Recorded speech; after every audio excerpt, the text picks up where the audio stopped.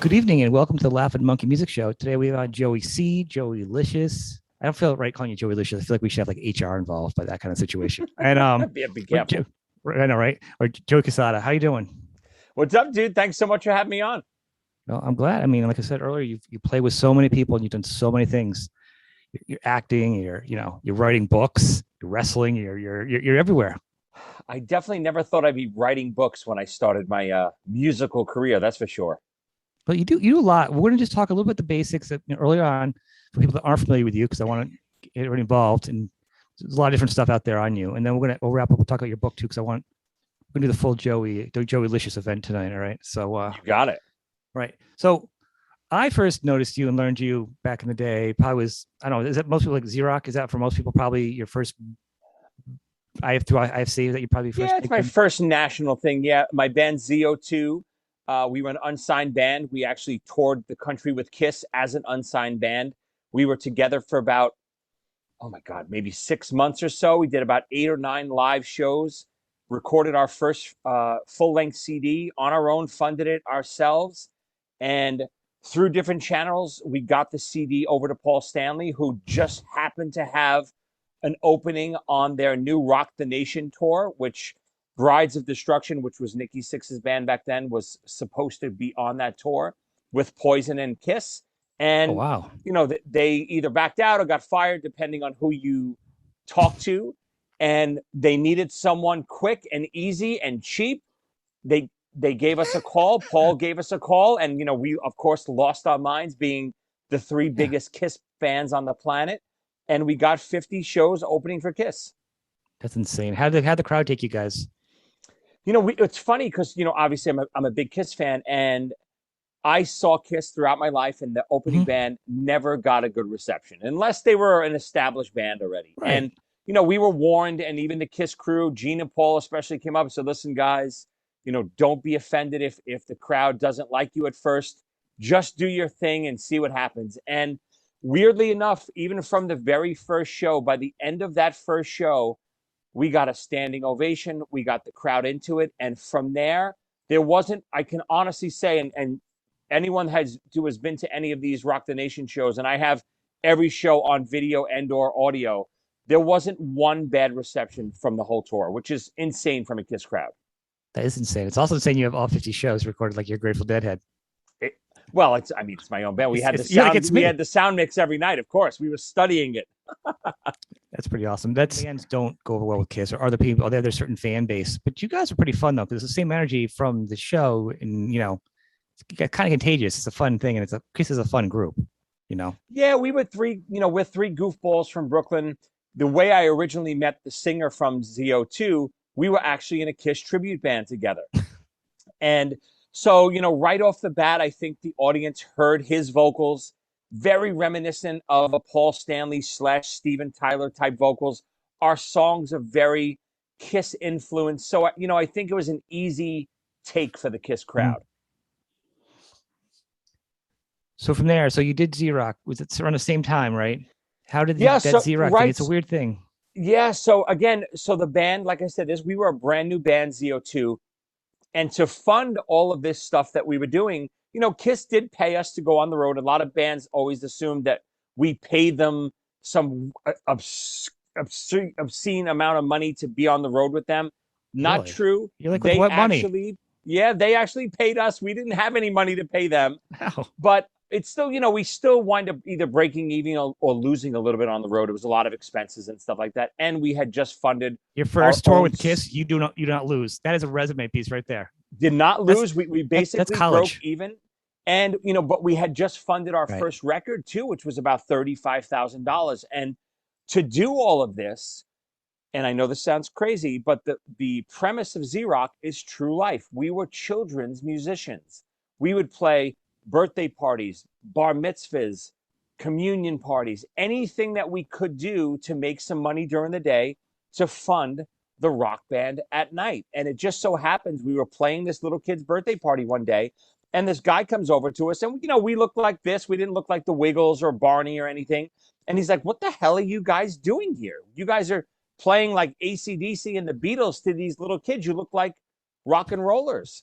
And we said, "Sure, it's funny you should say that. We're playing BB King's in Times Square tonight. Why don't you come down and check us out? Came down, we were hoping maybe the guy, liked us or something. It turned out the guy was an agent at William Morris, which is one of the biggest Yep. agencies in the world. And we were hoping to get another tour out of it or something in the music industry. But it turned out the guy was like, sorry, guys, I can't help you there, but I'm actually in the TV business. So we said, okay, let's do a TV show.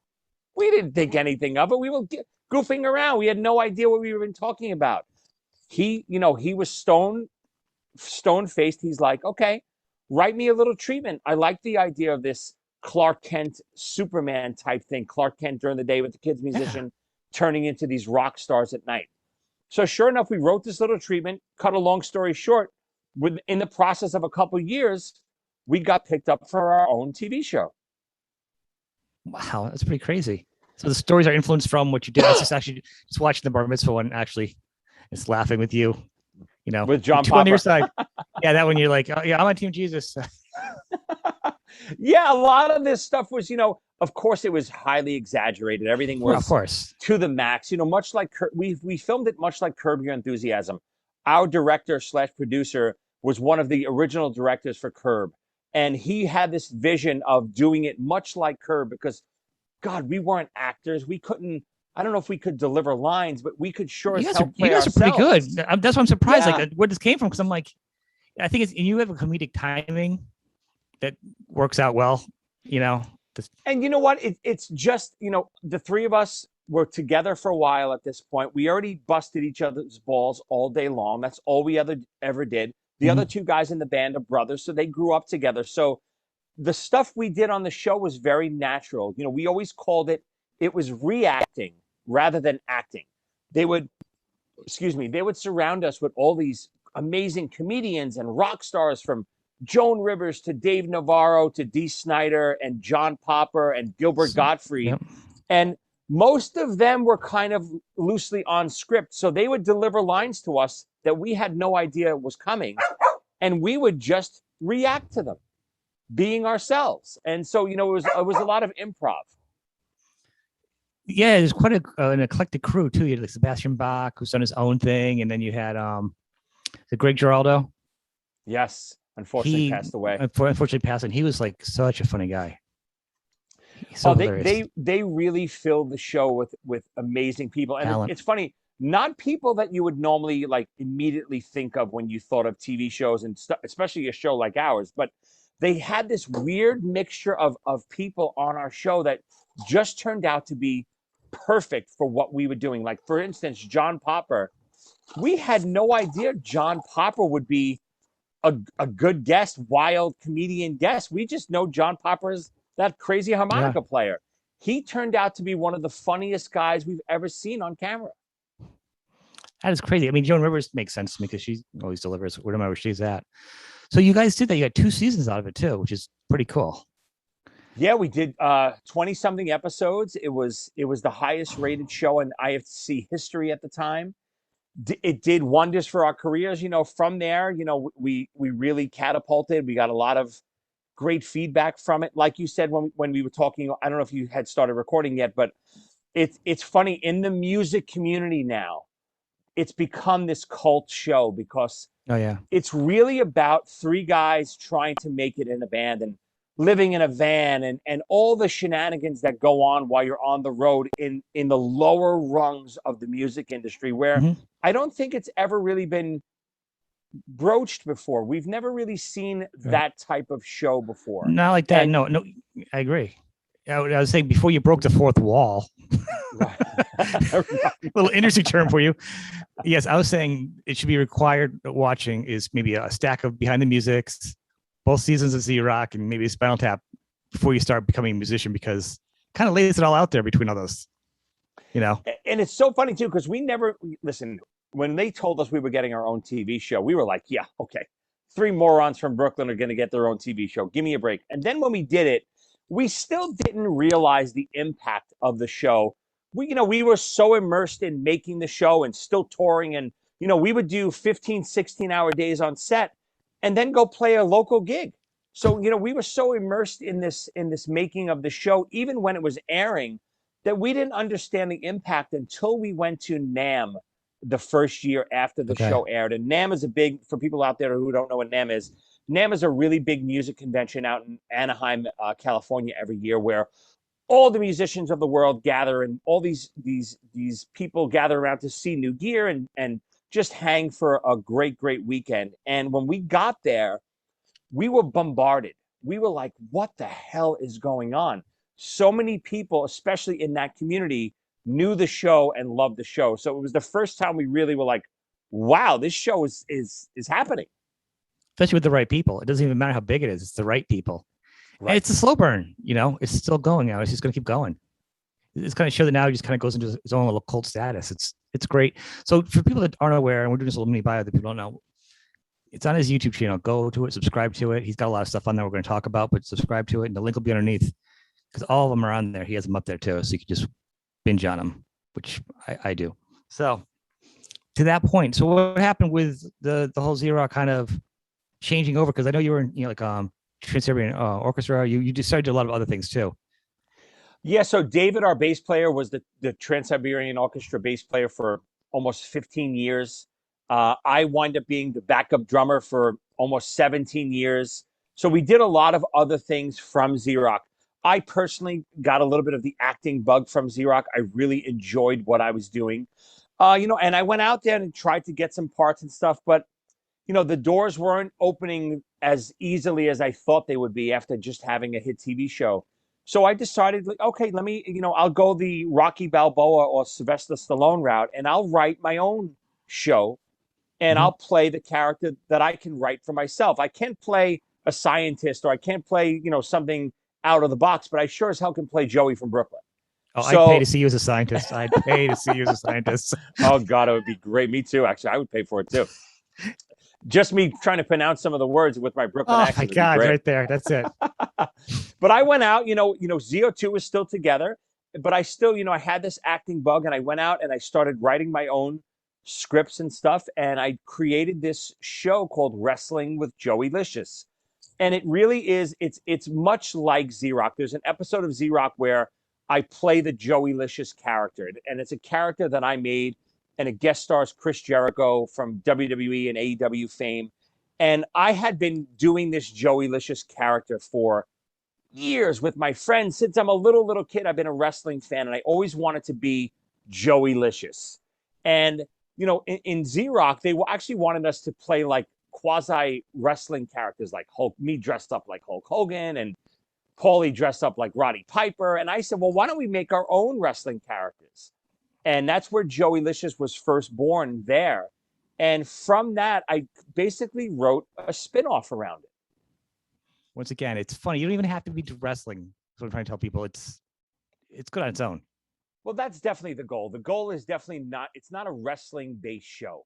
It's just like Z-Rock is not, it's, of course, there's music involved, but you do not need to be either a fan of our music or rock and roll music to like Z-Rock. Same No, thing with Wrestling with Joey Licious. You do not even need to know anything about wrestling to enjoy the you just show. gotta be And a fan of laughing, of comedy. Is really. yeah, it's comedic situations that you have to be a fan of. If you like two people who should not be in a certain situation acting in that situation, you'll like Wrestling with Joey Licious. And the guys you have too are pretty well known. Even if you don't follow wrestling, you know who the wrestlers are. So seeing them give you a hard time, it's Exactly it's, right. I it's mean, so funny. I literally got most of the wrestling legends from the 80s and 90s on board with the show. We filmed before Roddy Piper passed away. We filmed with Roddy Piper, Jimmy Snuka, the Iron Sheik, Mick Foley. We just did our recent episode with Jake the Snake Roberts, where, to put a perspective on the situation Jake and I are in, we basically reenact a scene from Saturday Night Fever Saw that one. underneath the Verrazano Bridge. So, when you see these two guys who should not be underneath the Verrazano Bridge talking about and arguing what's a better movie, Staying Alive or Saturday Night Fever, hilarity ensues. It is funny. I saw that one. That was my first gateway drug into the Joey Lucius wrestling ones. Good So you one to did start that. with. Yeah, it is a good one to start with. And, unfortunately, you're doing other things, and unfortunately, we had a passing from one of your fellow musicians, David, because at that point he was probably playing what his Adrenaline Mob, right? And you were doing Yeah, other stuff. David, the ZO2 bass player, we were on a hiatus at that point, and we were all doing our own thing. Paulie moved out to LA, and I was doing stuff on Broadway at that time, called a show called The Great Comet with Josh Groban, and David was playing with Adrenaline Mob as well as Trans-Siberian Yeah. Orchestra. And while Adrenaline Mob was on the road, their trailer broke down, and they pulled over to the side of the road, off the road, and a 18-wheel truck clipped the trailer and just demolished it. And David was caught under the trailer, and unfortunately he passed away. It was tragic, and we still haven't recovered. Paulie's his brother, still haven't. We still feel it to this day, even talking about it now.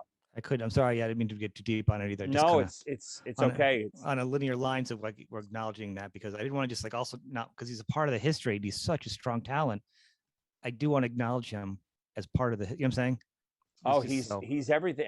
I look around my studio here. He's part of everything that I've ever done. So And I David didn't will know him. always I be. knew him through Adrenaline Mob. So when it happened, I knew it happened, but I didn't have the connection of this Right, Z-Rock right. and you at that point.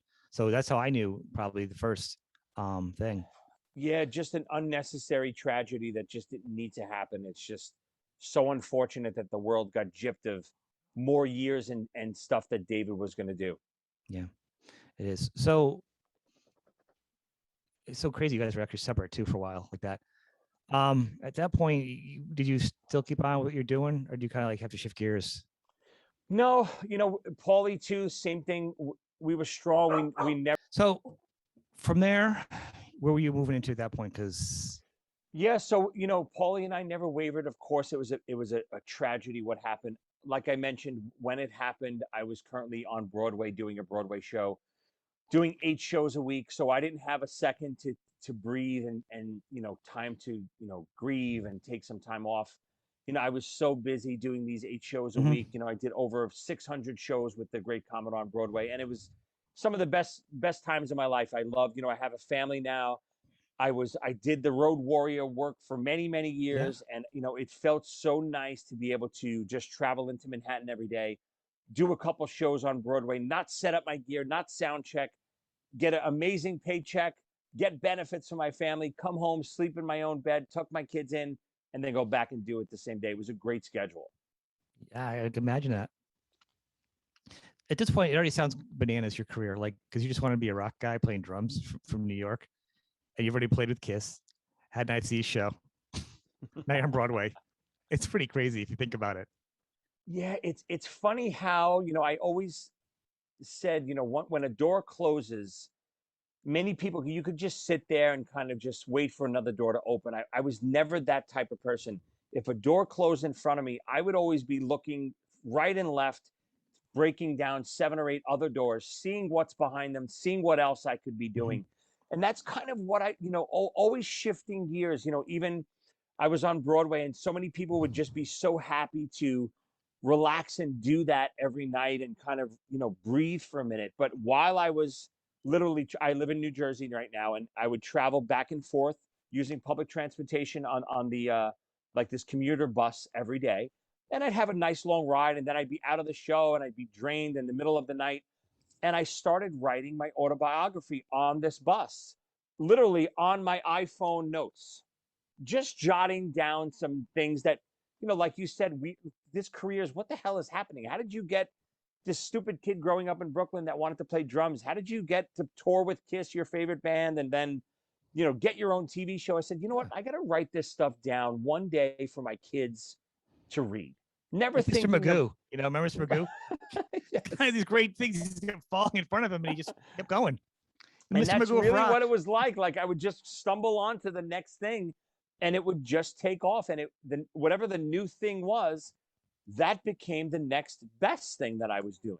Right. And, like I said, I wasn't even going to release this autobiography, no intentions. And I started shopping it around a little bit with some publishers, and I wind up releasing it it was about almost 3 years ago now.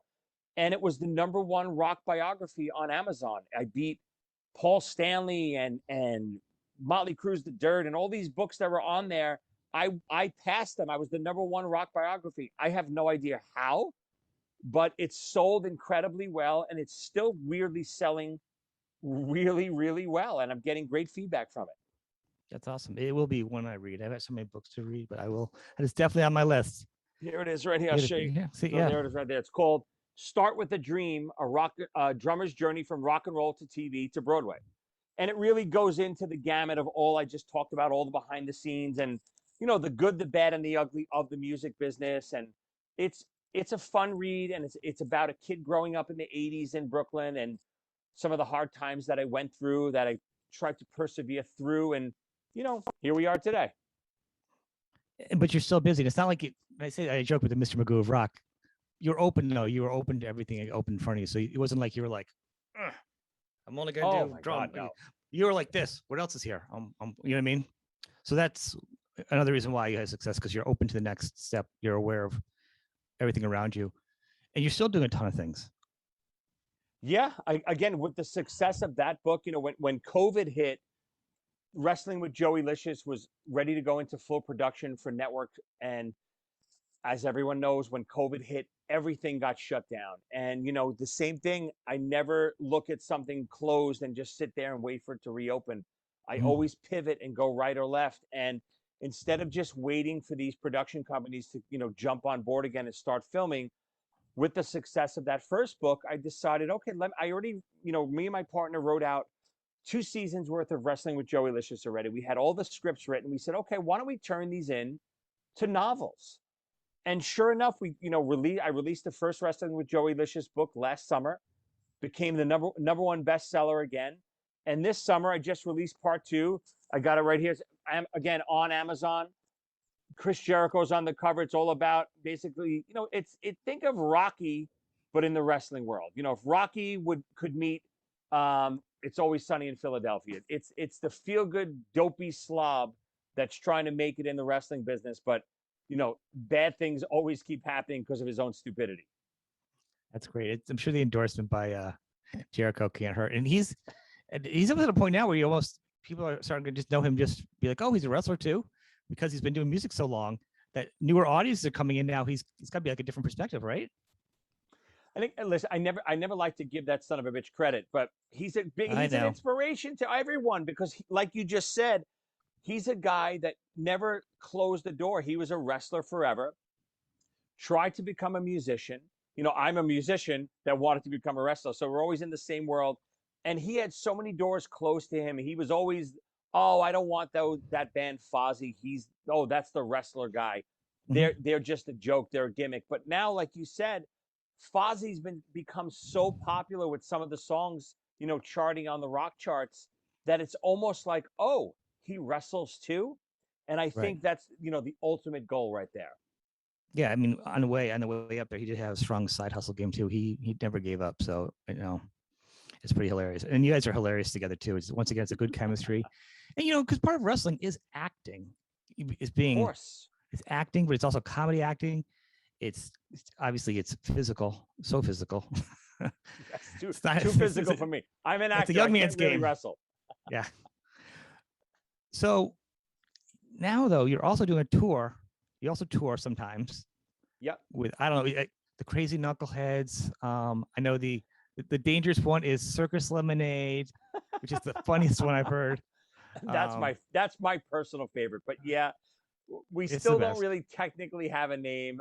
It's me, Eric Martin from Mr. Big, and then those other two knuckleheads from Jersey, PJ and Steve Brown from Trickster. We tour, we do a lot of fly dates here and there.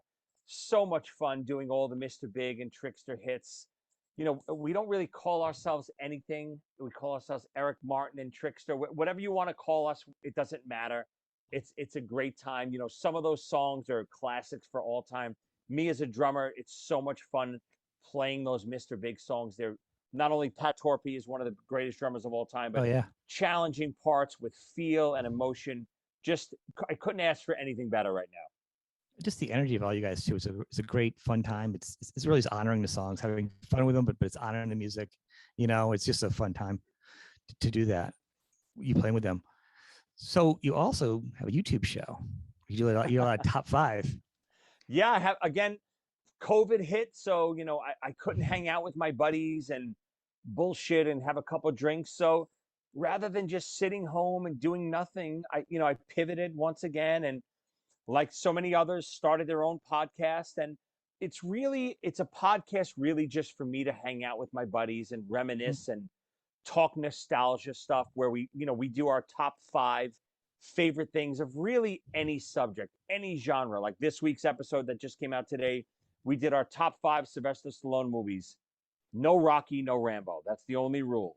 So, it's just fun reminiscing with the guys, having a couple drinks. It's been so much fun reconnecting, and we've had a lot of great guests on. Eric Martin's been on, and Chris I saw that one. Jericho's That was been pretty funny. on, and Yeah. the guys from Twisted Sister have been on. I got a lot of fun guests coming up. It's something to do, to kind of just not, you don't have to get out and go to a bar and go to someone's house. You press record on Zoom, you bullshit for an hour, you have a couple of Mhm. drinks, and the meeting is over. It's great. I agree. I mean, everyone did it. Does a podcast. I did mine. I didn't even know how many were out there. I just said, you know what? Mine started with, Dweezil Zappa had a tour. I had some things I wanted to talk about that I think the fans weren't aware of behind the scenes. So I got in touch with Dweezil. We did a little, interview. Actually, Friday I did a few others. And also next thing you know, I just, all these bands just needed some promotion and talk about That's them great. and support the bands. And I'm like, and also I turn around, I'm like, I didn't realize there's so many other shows out there. I probably wouldn't have done it if I realized I would have felt like such a clone of a copy of a copy. But I just did it because I thought it'd be a fun thing, It's you know? it's not only fun to do, but guys like me as guests, even though I have my own show now, I love coming on, and to other people's show. And of course, I always have something to promote and talk about. And I love to reach new audiences. Mhm. Obviously, everyone's own audience is limited. So my fans know about everything that I do, but opening up to a new fan base is something every artist or performer should strive for. Well, now you're gonna have some big numbers in the convalescent homes because that's my audience. It's strong in the convalescent homes. Yes. As long as they buy books. You do have large print because that's really your core audience. Well, I think the Kindle version comes in extra large print.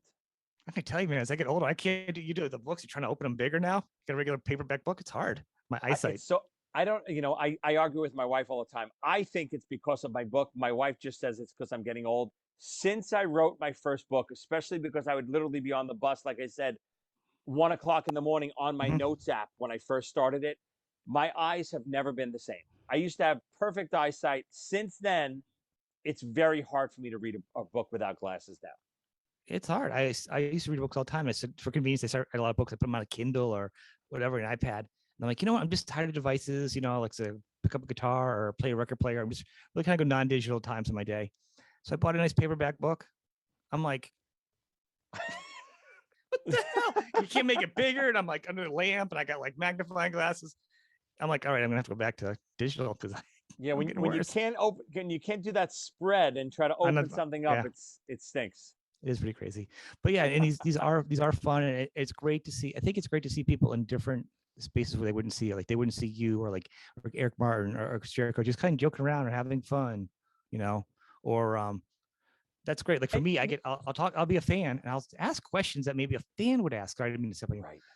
that are, like poor Eric. Like I'm like, what the hell is an album cover? I'll be asking some people like some crazy album covers. Like, what were you guys thinking? Like, what is, not disrespectful, but I'm like, I had this album for like 15 years and I don't understand it still. And a lot of times they go, I don't even know. Like, you know what I mean? Or you just ask like weird stuff and it's respectful because then you want to promote their stuff and let people say, hey, Right. here they are. But this is who they are. They're not, because rock star is a fun term.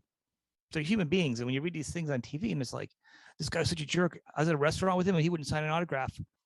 He was eating dinner with his family. Everyone has to eat dinner. Like Exactly right. that's where the line draws, and the first show started off with like, how much T-shirts cost, and that show Weasel broke down how much it costs for T-shirts, this to make, to that, to travel, the bus.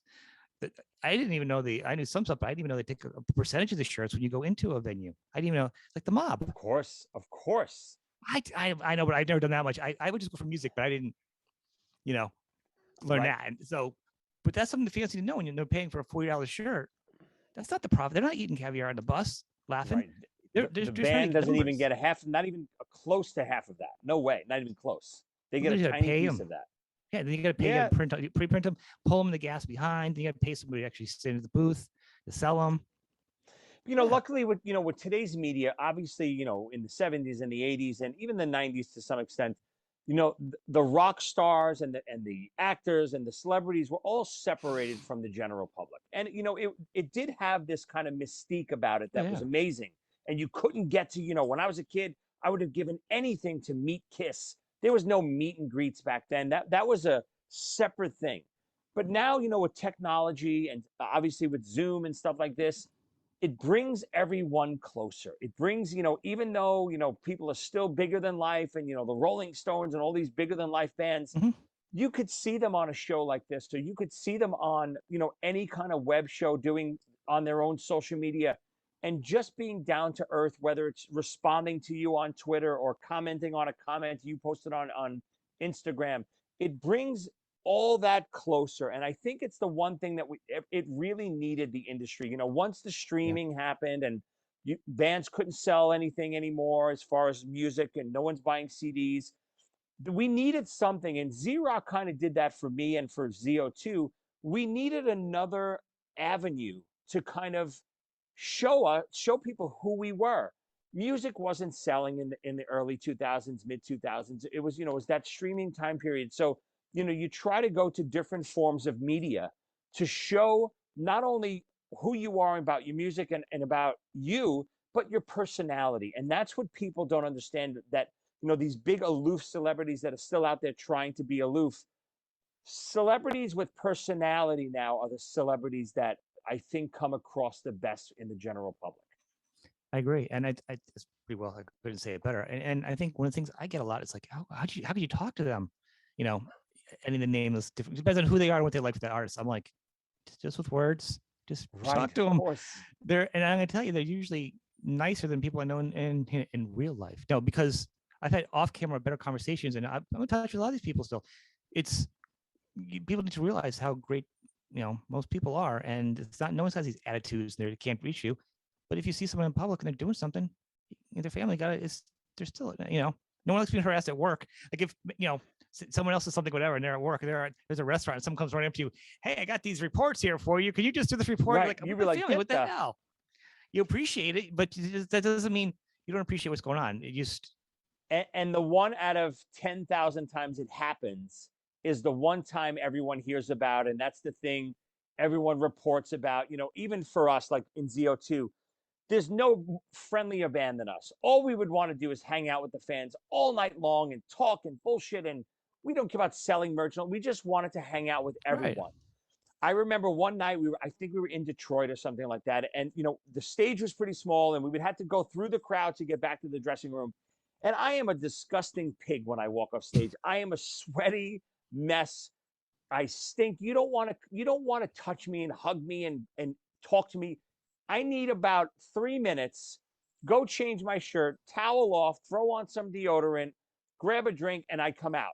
Every show, that's what I do. I run backstage, towel off, for your purposes, not for mine. Trust me, you don't want to touch me. And I remember, we did this one night, and we would literally be the last ones at the club. The bar would be closing and throwing us out, or the theater would be throwing us out every night. Even on the Kiss tour, the venue would actually be closing, the lights would be off, and we'd still be there talking to people like out in the outskirts of the venue. But this one time, we saw this review, like, oh, these guys in ZO2 are so stuck up because they have their own TV show now.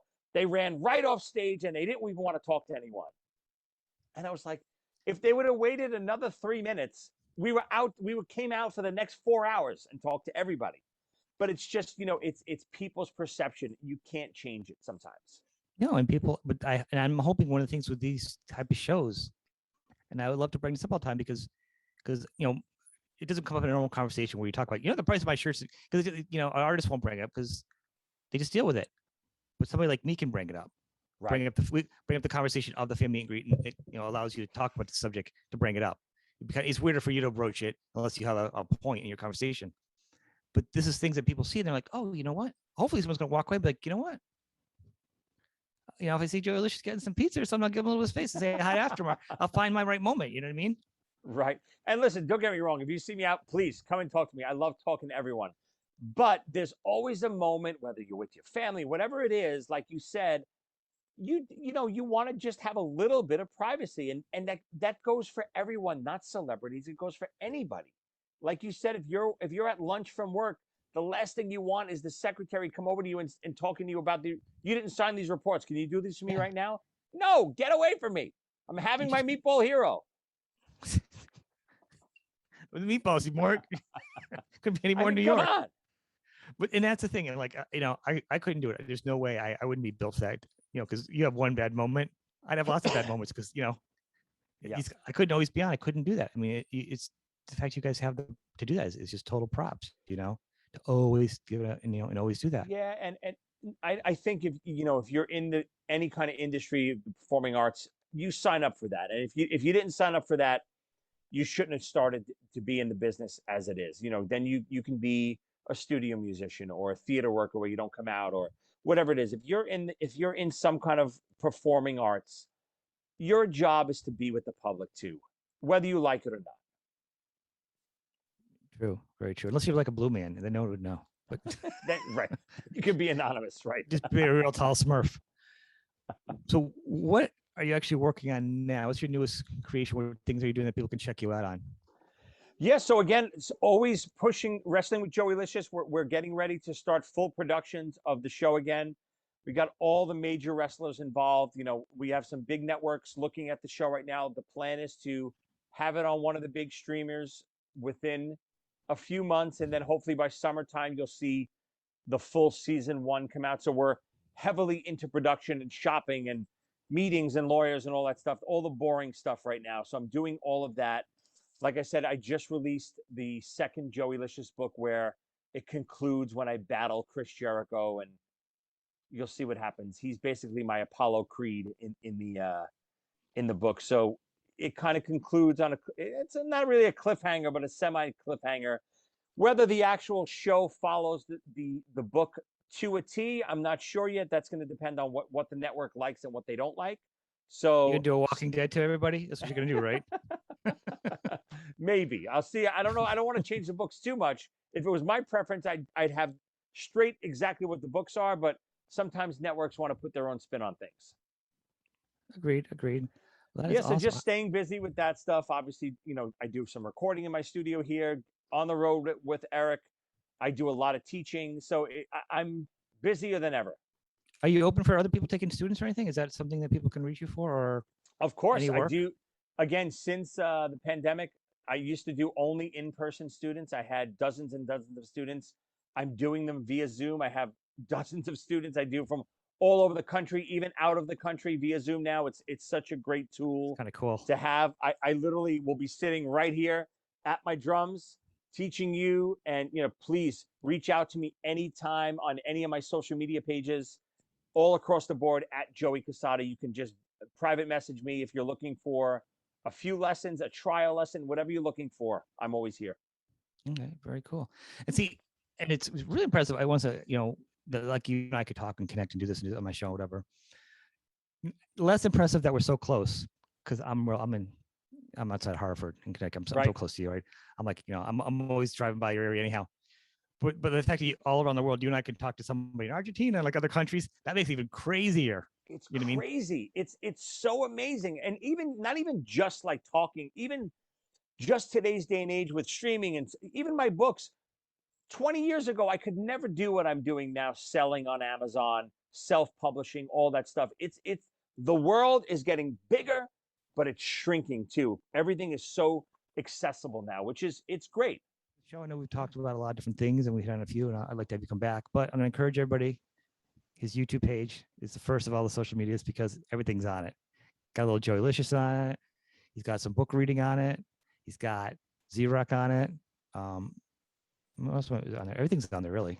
Yeah, I can't think of everything we anything. talked about is on my YouTube Right. page at Joey Cassata. All Z2 videos, opening for Yep. Kiss, and all the episodes of Z-Rock are up there. And wrestling with Joey Licious clips, me fighting Jake the Snake Roberts underneath the Verrazano Bridge. All that fun stuff is all on my YouTube page. So subscribe to him. And actually, I didn't even mention myself. I never say it. Well, I'm saying subscribe to me too if you haven't while we're doing this. Yes, but mostly subscribe to him to too. both of us. Yeah, subscribe to both of us. It's a team here. It's a tag team. We're going wrestling with this whole thing. I like and this. Follow him on his socials too. But all right, man. Hope to see you on the tour. We'll take Dude, care. again, Right? thanks so much for having me. So much fun. I'd love to come back anytime. See you soon, right? We'll do it. Yep. We'll talk then. All right, brother. Absolutely. Peace out.